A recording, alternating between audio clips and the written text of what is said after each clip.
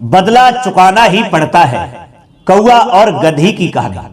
जय श्री कृष्णा मित्रों, दर्पण ज्ञान गंगा यूट्यूब चैनल में आपका पुनः स्वागत है।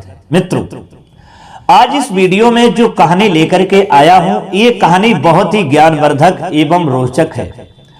आप इस कहानी में जानेंगे कि इंसान का बदला या पशु का बदला या पक्षियों का बदला, बदला चाहे किसी का भी हो, चाहे इस जन्म का हो चाहे पूर्व जन्म का हो, वो तो चुकाना ही पड़ता है।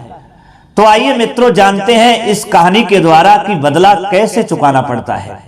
बस आपसे निवेदन है कि आप हमारी वीडियो की समाप्ति तक बने रहें, और यदि आप हमारे इस चैनल पर नए मेहमान दर्शक बनकर के आए हैं, आपने अभी तक हमारा चैनल सब्सक्राइब नहीं किया है मित्रों, तो आपसे अनुरोध है और विनती है कि आप हमारे इस चैनल को सब्सक्राइब जरूर कर लें और घंटी वाला बटन भी अवश्य दबा दें, क्योंकि आपका एक सब्सक्राइब हमारे लिए बहुत महत्व रखता है। आइए मित्रों, अब इधर उधर की ज्यादा बातें न करते हुए सीधे कहानी पर ध्यान देते हैं। मित्रों, एक समय की बात है, किसी शहर में एक राजा रहता था। उसके एक लड़का था, लड़का नौजवान था। एक समय राजा अपने मंत्री को साथ लेता है और मंत्री को साथ लेकर के अपने बगीचे में टहलने के लिए गया। राजा ने एक वहां जगह देखी और वो जगह ऐसी थी, इतनी सुंदर जगह थी। उस रमणीक जगह को देख करके राजा ने मंत्री से सलाह ली और कहा, मंत्री, अगर हम इस जगह पर मंदिर बनवाएं और उस मंदिर में भगवान की मूर्ति की प्राण प्रतिष्ठा करवाएं और रोजाना उसकी पूजा करवाएं तो कैसा रहेगा? मंत्री ने कहा, राजा साहब, बिल्कुल अच्छा रहेगा, आप वही करिए जो आपका दिल कह रहा है। दोस्तों, कुछ समय के बाद में राजा ने उसी जगह पर बगीचे में एक मंदिर का निर्माण करवाया और उसी मंदिर में भगवान की मूर्ति की प्राण प्रतिष्ठा करवाई। फिर एक ब्राह्मण को बुलवाया और ब्राह्मण से कहा, पंडित जी, तुम्हें यहां रोजाना मंदिर की साफ सफाई करनी पड़ेगी और भगवान की पूजा करनी पड़ेगी, और शाम के लिए भगवान की आरती करनी पड़ेगी, और शाम को तुम अपने घर पे चले जाया करना, और इसके बदले में हम तुम्हें तनख्वाह देंगे। पंडित जी तैयार हो गए। पंडित जी ने घर पे जाकर के अपनी पत्नी को बताया तो पत्नी ने कहा, बहुत अच्छी बात है। पंडित जी भी कहने लगे, भद्रे, हम भी यही चाहते हैं कि भगवान का भजन भी होता रहे, पूजा भी होती रहे, और वो भी हमारी पूजा भी होती रहेगी, भगवान का भजन भी होता रहेगा, और हमें तनख्वाह भी राजा साहब की तरफ से मिलती रहेगी, जिससे हमारी रोजी चलती रहेगी। दोस्तों, वही हुआ। इधर प्रतिदिन पंडित जी उस मंदिर में जाने लगे, सुबह को साफ सफाई करते हैं और मूर्ति की पूजा करते हैं, पूरे दिन वहीं रहते हैं, और शाम को आरती करने के बाद में अपने घर चले जाते हैं। फिर सुबह होती है तो फिर चले जाते हैं, और शाम को आरती करने के बाद फिर अपने घर चले जाते हैं। दोस्तों, इसी तरीका से समय गुजरता गया। इधर राजा ने अपने लड़का युवराज की शादी की। राजा की बहू घर में आई। दोस्तों, एक दिन वो युवराज अपनी पत्नी के साथ रात्रि में लेटा हुआ था, पलंग पर युवराज सो गया था, लेकिन युवराज की पत्नी को नींद नहीं आ रही थी। युवराज की पत्नी जग रही थी, लेटी हुई थी। अकस्मात उसकी नजर ऊपर पहुंच गई, जहां एक खुटी पर दीवार के सहारे एक म्यान टंगी हुई थी। वो म्यान देखने में बहुत सुंदर लग रही थी। उस युवराज की पत्नी ने म्यान को देख करके सोचा, जब ये म्यान इतनी सुंदर है तो इसके अंदर तलवार कितनी सुंदर होगी। चलो पलंग पर खड़े होकर के इस म्यान को उतारते हैं और इसकी अंदर वाली तलवार को निकाल करके देखते हैं कि कितनी सुंदर है। दोस्तों, वही हुआ।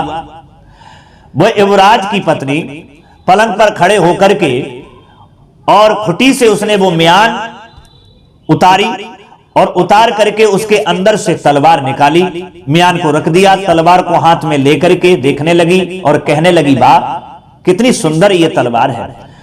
दोस्तों, वह तलवार को इधर उधर घुमा करके हाथ में बड़े प्रेम से देख रही थी।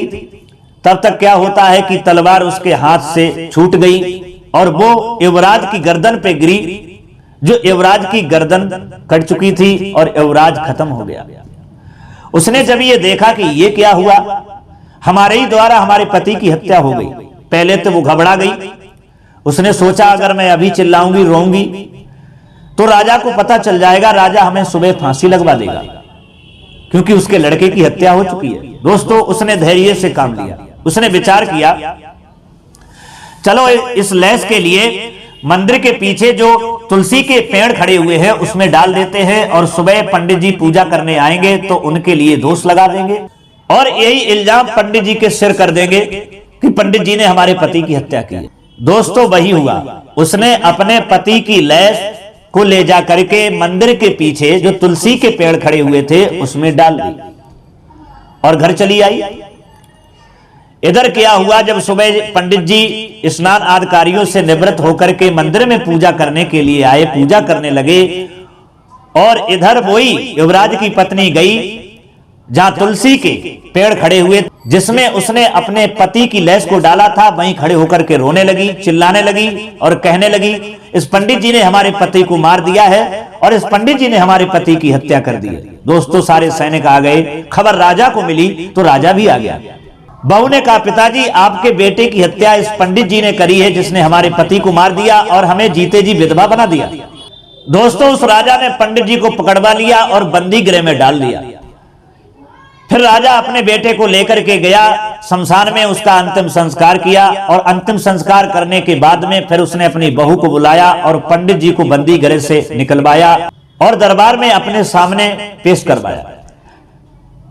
फिर बहू से पूछा, बहू मेरी ये बात समझ में नहीं आई है कि पंडित जी और हमारे बेटे की क्या दुश्मनी थी। ये पंडित जी बहुत अच्छा इंसान है और इस पंडित जी के लिए हमने ही तो बुलाया है जो मंदिर में पूजा करता है। मेरी ये बात समझ में नहीं आई, पंडित जी हमारे बेटे की हत्या क्यों करेंगे? कहीं ऐसा तो नहीं है कि आप पंडित जी पर इल्जाम लगा रही हो? जवाब दिया, पिताजी आप कैसी बातें कर रहे हो, विश्वास करिए इसने हमें विधवा बनाया है और इसने आपके बेटे की हत्या की है। इसे सजा मिलनी चाहिए, इसे फांसी होनी चाहिए। दोस्तों, राजा बहुत ही धर्मात्मा राजा था। राजा ने सोचा हो सकता है ये बहू हमारी सच कह रही हो, लेकिन पंडित जी की ओर देखा तो राजा को भरोसा नहीं हुआ कि पंडित जी हमारे बेटे को मार सकते हैं। दोस्तों, राजा ने क्या किया कि उस पंडित जी की एक भुजा कटवा ली, एक बाह कटवा ली और उसे छोड़ दिया गया। दोस्तों, जब पंडित जी की एक भुजा कट गई, दोस्तों पंडित जी रोते हुए चिल्लाते हुए अपने गुरु जी के पास में गए और सारी बात कही है कि गुरुदेव, ना तो कभी हमने झूठ बोला, ना कभी हमने पाप किया, ना किसी को परेशान किया, ना किसी को दुखी किया। पता नहीं किसने राजा के बेटे की हत्या कर दी और उस बहू ने इल्जाम मेरे ऊपर लगवा दिया। जो राजा ने हमारी एक भुजा को कटवा लिया, ये हमारे जीवन में ऐसा काहे को हुआ? तो गुरुजी ने कहा, बेटा इसके बारे में हम नहीं बता सकते हैं, तुम हमारे गुरु के पास में चले जाओ। दोस्तों, अगला दिन जब होता है तो सुबह ही सुबह वो पंडित जी अपने गुरु के घर पे गए। गुरुजी सुबह घर पे मिले नहीं, आवाज लगाई क्या गुरुजी घर पे हैं? तो गुरुमाता निकल करके आई और पूछा क्या गुरुजी घर पे हैं? तो क्रोध में आकर के वो गुरुजी की पत्नी कहने लगी, अरे काहे के गुरुजी, कैसा तेरा गुरुजी? पता नहीं जाने कहां से सुबह सुबह चले आते हैं गुरुजी गुरुजी, गुरुजी घर पे हैं। कहने का मतलब है कि उनकी पत्नी ने उनके लिए हजारों गालियां दे दी। बेचारे पंडित जी लौटे आए, सोचने लगे ये कैसी पत्नी है जो गुरुजी के लिए इतनी गालियां दे दी। शाम को फिर पंडित जी गए, कुंडी खटखटाई, आवाज लगाई क्या गुरुजी घर पे हैं? तब गुरुजी ही निकल करके आए और पंडित जी को जब देखा तो कहा, आइए बेटा, कैसे आना हुआ? बैठा लिया। तो पंडित जी कहने लगे, गुरुदेव अपनी तो हम बाद में पूछेंगे, पहले आप अपनी बताइए कि आप इतने ज्ञानी ब्राह्मण हैं, इतने सिद्ध पुरुष ब्राह्मण हैं, इतने अच्छे ब्राह्मण हैं, और फिर भी आपकी ये पत्नी कैसी है जो आपको हजारों गालियां दे डाली और फिर भी आप कुछ नहीं कहते हैं? इसका क्या मतलब है? गुरुजी सोचने लगे कोई तो इंसान है जो हमारे बारे में पहली बार पूछ रहा है। वैसे तो अधिकतर अपने बारे में ही लोग पूछने के लिए आते हैं। जवाब दिया, बेटा अब हम तुम्हें बताएंगे कि इसका क्या मतलब है। ये जो तुम हमारी पत्नी को देख रहे हो, ये पूर्व जन्म में एक गधी थी और मैं पूर्व जन्म में एक कौवा था। इस गधी के पीठ पर एक घाव हो गया था जिसको हम कुरेदता था, और जब इसके घाव को कुरेदता था तब इसके दर्द हुआ करता था, पीड़ा होती थी तो ये भागने लगती थी। मैं उड़ जाता था, फिर इसकी पीठ पर बैठ जाता था, फिर इसके घाव को कुरेदने लगता था।